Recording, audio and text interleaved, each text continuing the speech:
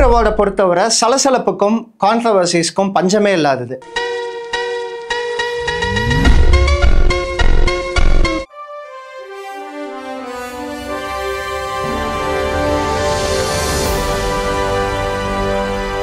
ஏன் இப்ப சமீபமா நடந்த ஆஸ்கர்ல ஒரு மிகப்பெரிய சம்பவம் அப்படின்றது எல்லாருக்குமே ஞாபகம் இருக்கும் அப்படின்னு நினைக்கிறேன். கிறிஸ் ராக் ஸ்டேஜ்ல இருக்கும்போது பொல்லீர்னு போய் வில் ஸ்மித் கன்னத்துல அடிப்பாரு.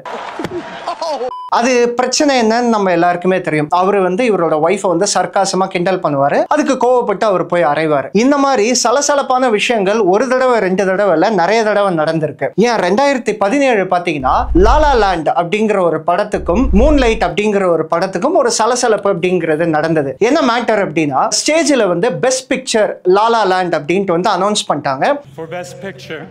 La La Land. So அந்த டீம் ஸ்டேஜில் ஏறி ஹார்ட்ஃபெல்ட்டான அந்த எமோஷன்ஸை ஷேர் பண்ணிட்டு இருக்கும்போது அங்க இன்னொரு twist. This is not a joke. Moonlight has won Best Picture. Moonlight, Best Picture. Best actress தான் லாலா லேண்ட் ஜெயிச்சிருக்கு. ஸோ அதோட ஆக்ட்ரஸ் எம்மா ஸ்டோன். ஸோ பெஸ்ட் பிக்சர் ஆக்சுவலா எந்த படம் ஜெயிச்சிருக்கு அப்படின்னா மூன்லைட். அந்த சந்தோஷத்தை கொஞ்ச நேரம் கூட லாலா லேண்ட் அனுபவிக்கல. அதே மாதிரி மூன்லைட் பாத்தீங்கன்னா அவங்களுமே அந்த சந்தோஷத்தை முழுசா அனுபவிக்கல. ஏன்னா இந்த ஒரு கன்ஃபியூஷன்னால யார் மேடையை விட்டு இறங்குறது, யார் மேடையில ஏறுறது அப்படிங்கிற ஒரு சின்ன சலசலப்பாச்சு. இது ஒரு பிளான் பண்ணப்பட்ட விஷயம். வேணும்னே லாலா லேண்ட் டீம் எம்பாரஸ் பண்றதுக்காக இப்படி ஒரு விஷயம் பண்ணாங்க அப்படின்னு நிறைய பேர் ஆன்லைன்ல ஒரு கருத்து சொன்னாங்க. பட் உண்மையில அது ஒரு ஹியூமன் எரர், அவ்வளவுதான். அதே மாதிரி பாத்தீங்கன்னா இன்னொரு சூப்பரான மேட்டர், மெர்லின் பிராண்டோ நம்ம எல்லாருக்குமே தெரியும், காட்ஃபாதர்ல நடிச்சிருப்பார்ல, தி ஒரிஜினல் காட்ஃபாதர். அவரு 1973ல ஒரு அகாடமி அவார்டு ஜெயிக்கிறாரு. அவருக்கு மனசுல ரொம்ப நாளா ஒரு விஷயம் தோணிக்கிட்டே இருக்கு. என்னன்னா, இந்த ஹாலிவுட்லயும் சரி ஆஸ்கர்லயும் சரி இந்த ரேசிசம் அப்படிங்கிறது தலை தூக்கி ஆடுது. இதை பப்ளிக்கா எல்லார்கிட்டயும் அட்ரஸ் பண்ணணும் அப்படிங்கிறதுக்காக ஒரு சிறப்பான சம்பவம் பண்ணாரு. என்ன பண்ணாருன்னா, அவரு அந்த அவார்டை கலெக்ட் பண்ண போல அதுக்கு பதிலா ஒரு நேட்டிவ் அமெரிக்கனை அனுப்பி அவருக்கு பதிலா அவார்டை அவங்க கலெக்ட் பண்றாங்க.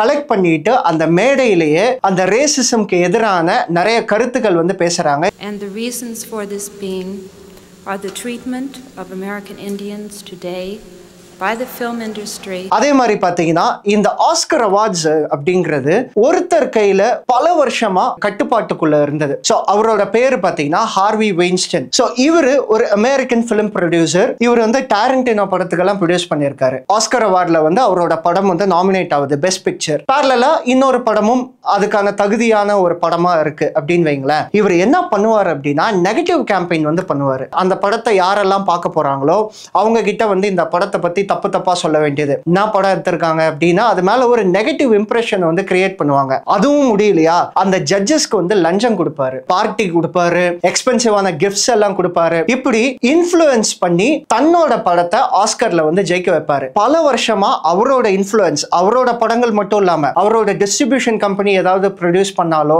இவருக்கு தெரிஞ்ச கம்பெனிஸ், இவருக்கு ஃபேவரபிளா இருக்கிற ப்ரொடக்ஷன் கம்பெனிஸ்க்கு அவர் இந்த ஹெல்ப் எல்லாமும் பண்ணியிருக்காரு. பணத்தை கண்ட மெனிக்கு செலவு பண்ணுவார்.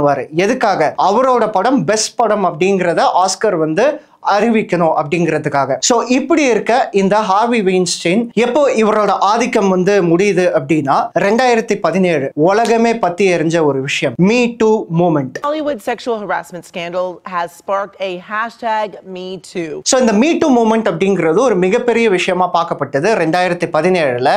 இந்த மீ டூ மூமெண்ட்ல நிறைய பேர் மாட்டினாங்க. ஹார்வி வெயின்ஸ்டைனும் மாட்டினாரு. ஹார்வி வெயின்ஸ்டைன் மேல ஏகப்பட்ட ஆக்ட்ரஸ் கம்ப்ளைண்ட் பண்ணாங்க. செக்ஷுவல் அலிகேஷன் வச்சாங்க, ஹராஸ்மென்ட் கம்ப்ளைண்ட்ஸ் வச்சாங்க. சோ இந்த மாதிரி பல கம்ப்ளைண்ட்ஸ் அவர் மேல வைக்கப்பட்டது. நிறைய கம்ப்ளைண்ட்ஸ் ப்ரூவும் ஆனது. சோ இந்த மாதிரி ஒரு விஷயம் நடந்ததால ஆஸ்கர் என்ன முடிவு பண்ணானா, இதுக்கு மேல ஹார்வி வெயின்ஸ்டைன் இருந்தா இது இந்த அகாடமிக்கு ஒரு கெட்ட பேர் ஆகும் அப்படின்றதுனால அவரை லைஃப் டைம் பேன் பண்ணிட்டாங்க. சோ ஹார்வி வெயின்ஸ்டைன் மட்டும் லைஃப் டைம் பேன் ஆகல.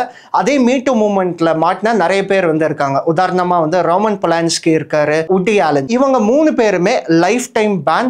குறிப்பா இந்த மீ டூ மூவ்மெண்ட்ல எந்தெந்த கிரியேட்டர்ஸ் எல்லாம் மாட்டி கன்ஃபரண்ட் ஆனாங்களோ அவங்க எல்லாருமே ஆஸ்கர்ல இருந்து லைஃப் டைம் வந்து பேன் ஆகியிருக்காங்க. அதே மாதிரி நம்ம வில் ஸ்மித் வந்து பேன் ஆகியிருக்காரு. கிறிஸ் ராக்கை வந்து ஸ்டேஜிலே அரைஞ்சதுனால 10 வருஷத்துக்கு வில் ஸ்மித்தால ஆஸ்கர்ல பார்ட்டிசிபேட் பண்ண முடியாது. ஸோ இதெல்லாமே ஒரு கிரைம் நேரடியாக நடந்தது அப்படின்னு வச்சுக்கலாம். ஒருத்தர் ஒரு ட்வீட்னால ஆஸ்கர்ல இருந்து பேன் ஆகிட்டாரு, Kevin Hart. So Kevin Hart அப்படிங்கிறவரு நிறைய ராக் படங்கள்ல வந்து பார்த்திருப்போம். ஸோ இவரு எதுக்காக பேன் ஆகப்பட்டாரு அப்படின்னா, இவர் வந்து ஒரு ஹோஸ்ட். பல வருஷங்களுக்கு முன்னாடி இவர் ட்விட்டர்ல ஒரு ட்வீட் போட்டிருக்காரு.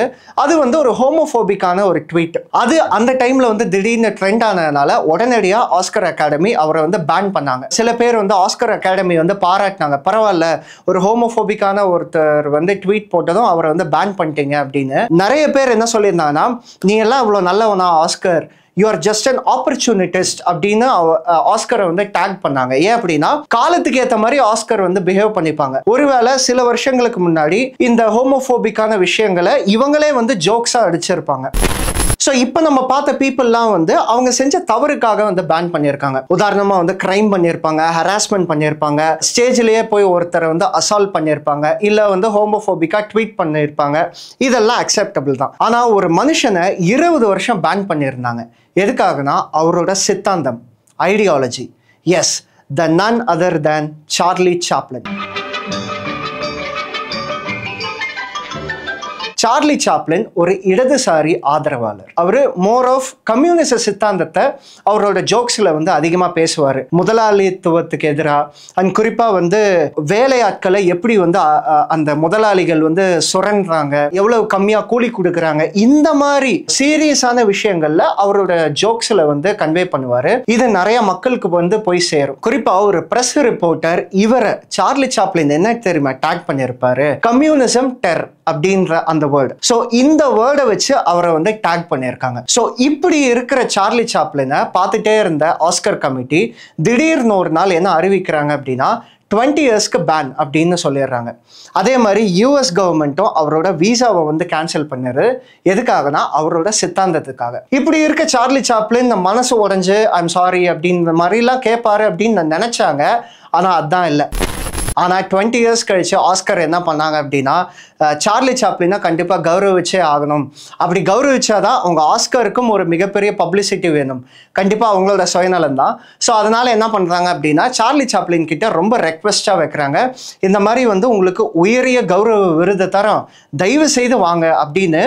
யார் பேன் பண்ணாங்களோ அவங்களே சார்லி சாப்ளின் கிட்ட போய் கேட்குறாங்க. அதுக்கப்புறம் சரி இவ்வளோ தூரம் வந்து கேட்குறாங்க அப்படின்றதுனால அவர் அந்த அவார்டு போய் கலந்துக்கிறாரு. இதுவரைக்கும் நடந்த ஆஸ்கர் விழாவிலேயே அதிகபட்ச நேரம் கைத்தட்டல் வாங்கினது சார்லி சாப்ளின் தான். எஸ், 12 minutes நிக்காம அவருக்கு ஆரவாரமும் கைத்தட்டல்களும் அந்த மேடையில் இருந்தது. ஆனால் சார்லி சாப்ளினுக்கு தெரியும், இதே கமிட்டி தான் 20 வருஷம் என்னை பேன் பண்ணுச்சு, இன்னைக்கு இப்படியெல்லாம் கைத்தட்டுது, ஓகே நான் ஏற்றுக்கிறேன் அப்படின்ட்டு அதை ரொம்ப ஈஸியாக எடுத்துக்கிட்டு வந்து போயிட்டாரு. இது சார்லி சாப்ளின் செஞ்ச சிறப்பான சம்பவம். அதே மாதிரி உலகம் முழுக்க இந்த ஆஸ்கர் மேலே நிறைய கேள்விகளும் இருக்குது. அது என்னன்னா, ஆஸ்கர் அவார்டு உண்மையிலே திறமையானவங்களுக்கு மரியாதை தந்து அவங்களுக்கு விருது தராங்களா, இல்லை யார் அதிகமாக கேம்பெயின் பண்ணி செலவு பண்ணுறாங்களோ அவங்களுக்கு தான் அவார்டு தராங்களா அப்படின்ட்டு. ஸோ இந்த ஆஸ்கர் கேம்பெயின் அப்படிங்கிறது என்ன நடக்கும் அப்படின்னா, ஃபார் எக்ஸாம்பிள் நான் இப்போ ஒரு ப்ரொடியூசர், என்கிட்ட வந்து ஒரு க்ரூ இருக்குது, நான் ஒரு படம் எடுத்திருக்கேன் அப்படின்னா, நான் அந்த படத்தை ப்ரொஜெக்ட் பண்ணி அங்கே இருக்க பேனல் எல்லாரையும் கூப்பிட்டு என் படத்தை வந்து காட்டணும், வந்து பாருங்க அப்படின்ட்டு. ஸோ இந்த மாதிரி பரபரப்பாக பணத்தை செலவு பண்ணி கேம்பெயின் பண்ணுற படங்கள் நிறையவே ஜெயிச்சிருக்கு. ஸோ அதனால இது வந்து குவெஸ்டினபிளான ஒரு விஷயம் தான். உண்மையிலே ஆஸ்கர் திறமையானவங்களுக்கு மரியாதை தருதா, இல்லை யார் அதிகமாக கேம்பெயின் பண்ணிக்கிறாங்களோ அவங்களுக்கு தான் மரியாதை தருதா அப்படின்ற ஒரு கேள்வியும் வருது.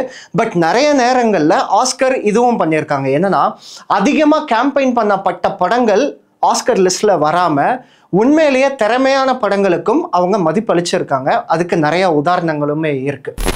அதே மாதிரி ஆஸ்கர் மேல இன்னொரு கேள்வி என்ன அப்படின்னா, இன்னைக்கும் ஆஸ்கர்ல ரேசிசம் அப்படிங்கிற ஒரு விஷயம் தலை தூக்கி இருக்கு அப்படிங்கிற ஒரு கம்ப்ளைண்ட்டும் இருக்கு. ஸோ இந்த ஆஸ்கர் அப்படிங்கிறது எப்பெல்லாம் அனௌன்ஸ் பண்றாங்களோ, அதாவது இந்த தேதியில நடக்க போகுது அப்படின்னு அனௌன்ஸ் பண்றாங்களோ, அதே மாதிரி ஆஸ்கர் முடிஞ்சு கொஞ்ச நாள் ஒரு ஹேஷ்டேக் வந்து ரொம்ப ஃபேமஸாக இருக்கும். நிறைய ட்வீட்ஸ் வந்து அந்த ஹேஷ்டேக்ல நடக்கும், ஆஸ்கர் சோ ஒயிட். ஸோ இந்த ஹேஷ்டேக் ஏன் ஃபேமஸ் ஆகுது, ஏன் ட்ரெண்ட் ஆகுது அப்படின்னா, அந்த ரேசிசம் ப்ராக்டிஸ் இன்னமும் ஆஸ்கர்ல இருக்கு. அதை எதிர்த்து ஒரு விசிபிலிட்டி இருக்கணும் அப்படிங்கிறதுனால இது எப்போ ஆஸ்கர் அனௌன்ஸ் ஆனாலும் இந்த ஹேஷ்டேக் வந்து ரொம்ப ட்ரெண்டாக இருக்கும். ஸோ இது எல்லாமே தான் ஆஸ்கரை சுற்றி இருக்க டார்க் சீக்ரெட்ஸ் கான்ட்ரவர்சிஸ். பட் இந்த டார்க் சீக்ரெட்ஸ் கான்ட்ரவர்சிஸ் எல்லாம் அப்படி ஓர வச்சுட்டு ஆஸ்கர் சைடில் இருக்க இன்னொரு பாசிட்டிவான விஷயங்கள் பார்த்தீங்கன்னா மிகப்பெரிய நல்ல விஷயங்களாகவும் இருக்குது. உதாரணமாக இப்போ இந்தியாவிலேருந்து ஏஆர் ரஹ்மான் உலகம் முழுக்க போய் சென்றடைகிறதுக்கு இந்த ஆஸ்கர் அவார்டு ஒரு மிகப்பெரிய ரெக்கக்னேஷனாக இருக்குது. அதே மாதிரி நம்ம இந்தியாவிலேருந்து எம்எம் கீரவாணி கூட ஜெயிச்சிருந்தார் இந்த தடவை RRR படத்துக்காக. ஸோ இந்த மாதிரி ஒரு வேர்ல்டு வைட் ரெக்கக்னேஷன் வந்து கிடைக்குது. ஆர்டிஸ்டாக மட்டும் இல்லாமல் நல்ல நல்ல திரைப்படங்கள் உலகம் முழுக்க சென்றடைகிறதுக்கு இந்த ஆஸ்கர் அவார்டு வந்து உதவுது. உதாரணமாக இப்போ ஏதோ ஒரு நாட்டில் ஏதோ ஒரு சிட்டியில் ஏதோ ஒரு படம் வந்து எடுக்கிறாங்க. அந்த படம் அங்கே இருக்கவங்களுக்கே தெரியாது. ஆனால் ஆஸ்கர் நாமினேஷன் ஆகி ஜெயிச்சதுன்னு வைங்களேன், உலகம் முழுக்க சென்றடையும். அதன் மூலமாக அதில் ஒர்க் பண்ண எல்லாருக்குமே ஒரு மிகப்பெரிய அப்ரிசியேஷன்ஸ் அப்படிங்கிறது கிடைக்கும். ஸோ இந்த மாதிரி தான் ஆஸ்கரால் நிறைய நல்ல விஷயங்களும் நடந்திருக்கு. ஸோ இந்த வீடியோ உங்களுக்கு பிடிச்சிருக்கும் அப்படின்னு நம்புகிறேன். லைக் பண்ணுங்க, கமெண்ட் பண்ணுங்க, குறிப்பாக சினிமா லவர்ஸ்க்கு வந்து இந்த வீடியோவை ஷேர் பண்ணுங்க. ஸோ ஆஸ்கர் 2024 என்னென்ன படங்கள் வந்து ஜெயிச்சது, என்னென்ன கேட்டகரிஸில் ஜெயிச்சது, அது என்ன கதை, அது என்னென்ன OTT அப்படிங்கிறத அடுத்த வீடியோவில் நம்ம பார்க்கலாம்.